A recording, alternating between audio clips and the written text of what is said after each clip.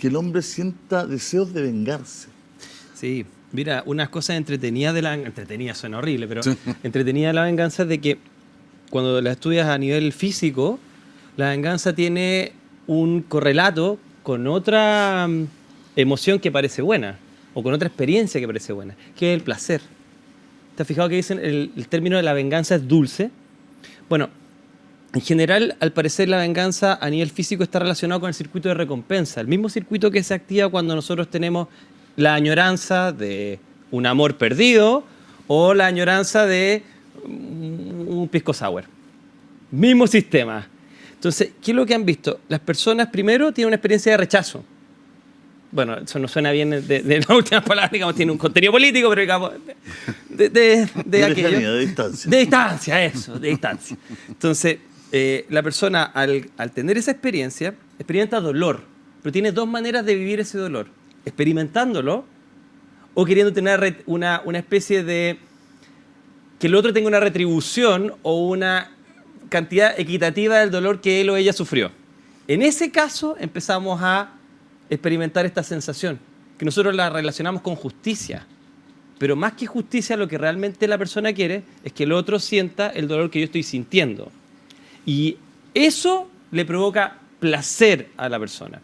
Se relaciona también con otra experiencia que Nietzsche estudió mucho, que no la voy a pronunciar exactamente en alemán, pero Schadenfreude creo que se llama la palabra, que habla de el placer de ver caer a una persona que te cae muy mal, que es distinto a una envidia. Es una envidia de ver caer a alguien que tú le tienes extrema molestia por su éxito, por ejemplo. Entonces, tenemos una relación de venganza, pero también habría una tenue relación con envidia y con esta otra experiencia que les acabo de mencionar.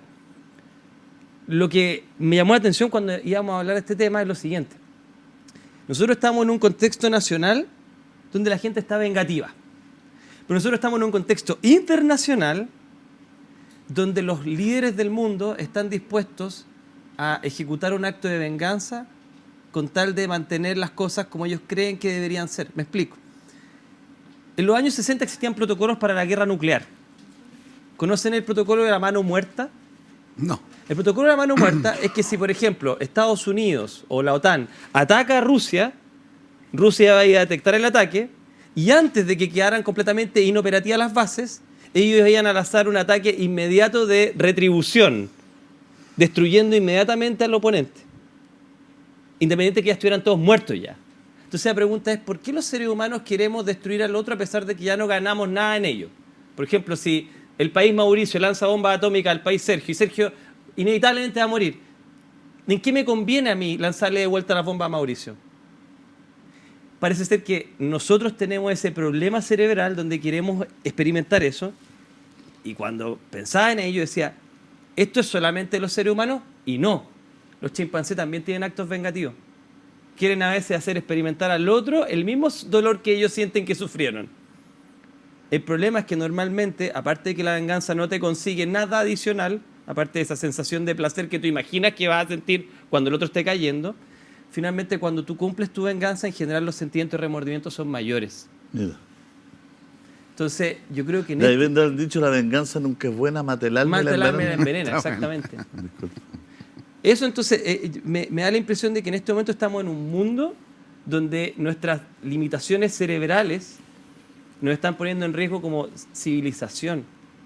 Porque pensar de cuando Medvedev habló antes ayer y dijo Occidente está jugando a un ajedrez con la muerte, hablando de ellos mismos.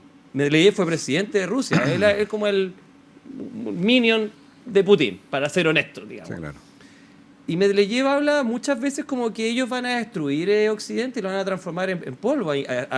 Hasta en un programa de televisión como en este, en Rusia, un presentador mostraba cuántos minutos se demorarían de destruir Londres, Berlín y París, que son las ciudades objetivo en un primer ataque de Rusia hacia Europa. Y los norteamericanos se quedan atrás y los chinos tampoco. Esto no es un juicio de valor contra los rusos. Entonces, ¿cómo en el fondo nosotros somos primates con trajes? Pero tenemos nuestro mismo razonamiento primitivo y queremos hacer sufrir al otro, no entendiendo que eso va a significar cosas peores de las que nosotros estamos intentando remediar.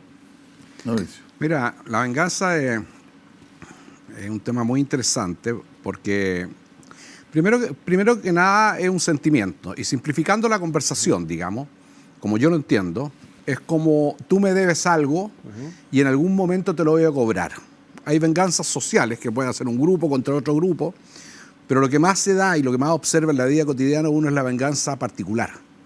Tú me la hiciste, tú me la pagas.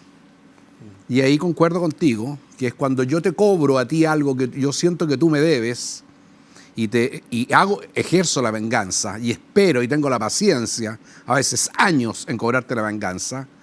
Cuando yo me desahogo de esa molestia, de esa rabia, de ese odio, que puede llegar a ser un odio contra ese otro, una vez que la ejecuto, yo siento que el otro me pagó la deuda.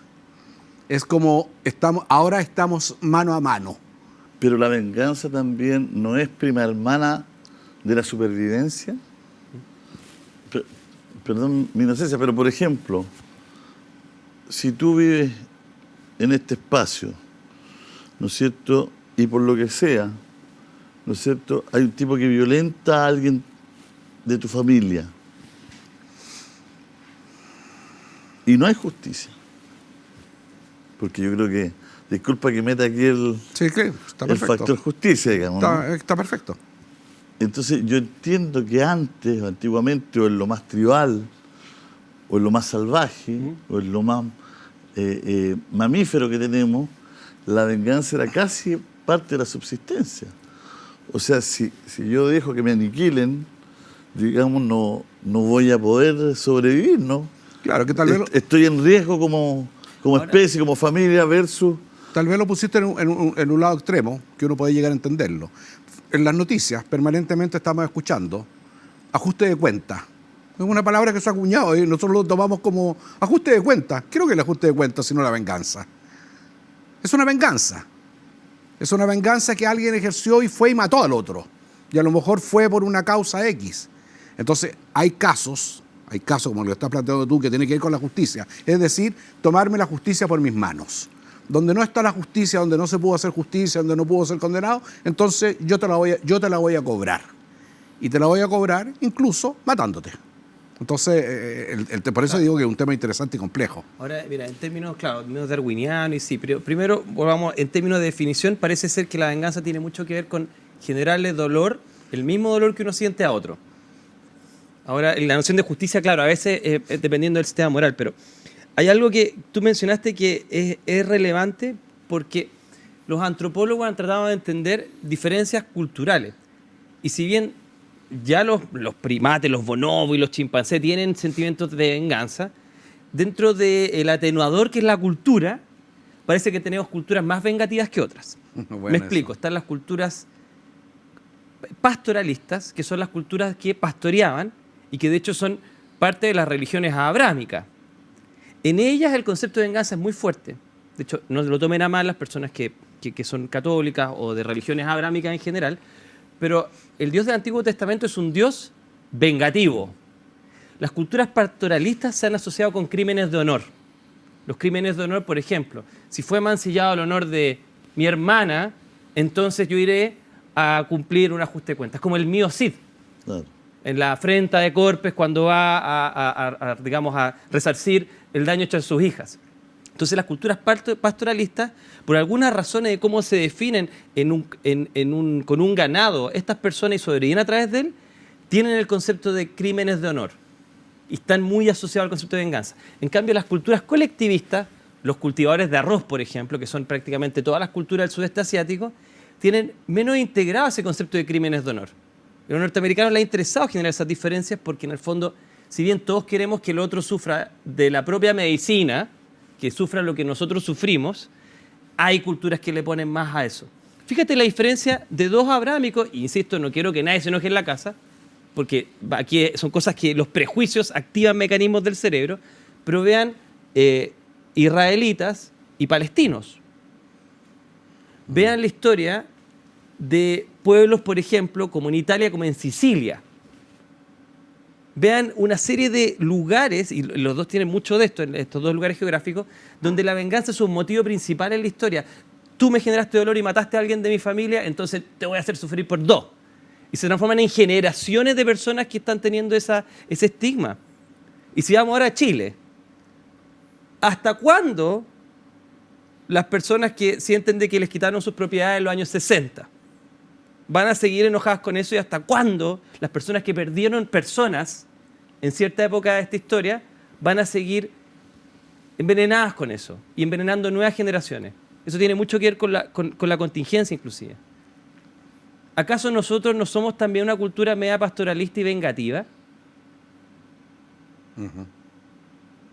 Porque en estas culturas es muy difícil decir, ¿sabes qué? Como en El Padrino. ¿Te acuerdas cuando matan a Sonny en El Padrino?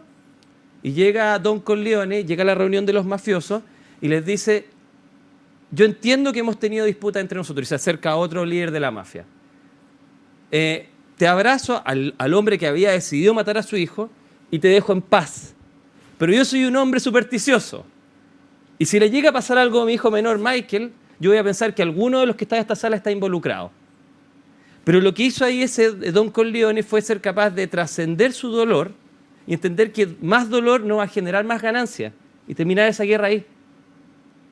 Porque la mejor estrategia, si yo perdí un brazo, no es seguir reclamando por mi brazo, es tratar de ver qué es lo que me queda. Mis dos piernas, mi otro brazo, mis ojos. Pero parece que los seres humanos no se quieren quedar así. Quieren tener un extraño sentido de justicia en un universo que yo creo al menos no la tiene, ni le busca retribuir nada ni a mí ni a ti, y tratan de generar un ajuste por sus propias manos. Y lo que generan simplemente es involucrar más gente en ese proceso y perder sus vidas. Sí. La venganza es algo, como yo lo entiendo, es algo como tú me quitaste algo y yo lo voy a recuperar. Y lo que tú me quitaste a mí, y como yo lo quiero recuperar, no necesariamente voy a recuperar lo que perdí. Pero lo que sí voy a recuperar es mi, comillas, mi honra, mi dignidad, aquello que tú mancillaste. Entonces, la historia de la humanidad está lleno de venganzas y está lleno de traiciones. Y generalmente unas con otras, las traiciones y las venganzas, basta leerse los libros de historia desde los tiempos primitivos, están muy relacionados con lo que estamos conversando. Es, tú me traicionaste, tú me quitaste algo y yo te lo voy a cobrar. Y te lo voy a cobrar de distintas maneras. Pero simplemente te lo voy a cobrar, al menos, tú eres generoso cuando dices, vamos a quedar mano a mano. Generalmente la venganza es, no solamente te voy a cobrar lo que me debes, lo que yo siento que tú me debes, sino que además te voy a cobrar con creces, con intereses y hasta con usura, por decirlo en términos económicos. Sí, hay algo de eso. Te quería agregar algo. Respecto a qué pasa si tú te guardas la emoción, porque uno dice, bueno, la venganza puede tener algo constructivo que yo saco la emoción hacia afuera. Hay algo de eso. Un tipo que se llama James Gross, que estudia cómo la expresión de las emociones afecta al cuerpo, se dio cuenta que las personas que reprimen emociones tienen mucho más marcadores de estrés fisiológico. Entonces, efectivamente, la mejor estrategia cuando tú tienes una emoción es soltar. Si tú tratas de parecer incólume ante la situación que te genera dolor, rabia o lo que sea, todo tu cuerpo va a aumentar los mecanismos de excitación y finalmente eso te va a matar a ti, te va a hacer daño. Entonces, ¿qué podríamos hacer si no vengarse? Experimentar el dolor. Porque, por ejemplo, los mafiosos en El Padrino no se permiten llorar. Se permiten ser capaces de algo tan lógico, decir, entiendo que perdí, entiendo mi pérdida y sufro mi pérdida. Cuando tú tienes sentimiento de venganza no experimentas el llanto, sino que lo transformas en rabia, frustración, agresión. Entonces, la venganza es una transmutación del dolor. Y por eso también tiene que ver con los crímenes pasionales. Síndrome de Otelo, por ejemplo. Donde Otelo siente que Desdémona le fue infiel y bueno, y comete algo espantoso. En la historia supuestamente sí eso pasó, pero en fin, así se llamó finalmente el síndrome. Entonces el tema ¿es la mejor manera de lidiar con mi dolor tratar de que el otro sufra el mismo dolor? ¿O no es mejor lidiar con mi dolor, llorar y sentir que realmente tuve una pérdida y que es injusta la vida? Claro, es que una cosa es que sea injusta la vida, yo creo que esto tiene que... Por eso yo estaba metiendo el tema de la supervivencia. Porque esto también tiene que ver... Porque es distinto cuando estamos en un mundo civilizado, entre comillas, con procesos civilizatorios, donde si tú me quitas algo, yo acudo a la justicia para que ¿no es cierto?, se tomen cartas en el asunto. Y no tengo que tomar yo cartas en el asunto. Es decir, a mi madre la asaltan aquí afuera, le pasa algo, no tengo yo que ir a buscar a la madre del que me asaltó para resarcir esto, sino que está la justicia que va a resarcirlo por mí de manera civilizada, digamos.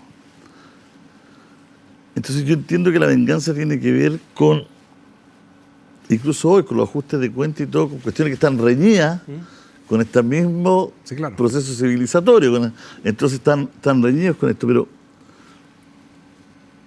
por eso siento que es bien especial, o es particular, porque tiene que ver, hoy día yo creo también, con quién tiene más poder y menos poder.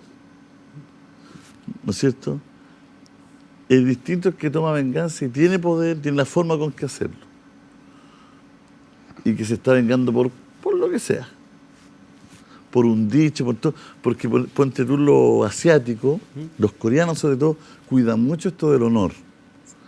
Claro, ¿no? los japoneses, esto de que hables mal, claro, la honra de un familiar tuyo, por ejemplo. O de que te hayas metido.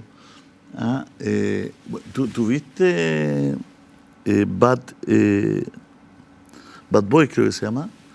Que toda la película, ¿no es cierto?, es finalmente una venganza. A este tipo que detienen, que está en un lugar y no sabe nunca, y lo meten en una pieza, y lo tienen 20 años en una pieza, y él no sabe por qué está en la pieza. No la he visto, voy a hablar. Y una cárcel clandestina, digamos. Estás tomando con tu amigo y un día te agarran y te meten en un lugar y nunca más. Tú ya sabes por qué estás ahí, por qué no te dejan salir, por qué te meten comida por abajo. Y todo venía esto de una venganza. ¿No? Pero una venganza que no tenía que ver con un crimen, sino que tenía que ver con una cuestión que había pasado en el colegio. Mira, quiero decir dos cosas. Una, siguiendo tu línea argumental, que me parece muy interesante, y yo siempre trato de aterrizar los temas a lo cotidiano y a lo social y a lo que nos acontece. Quiero hacer un paréntesis primero.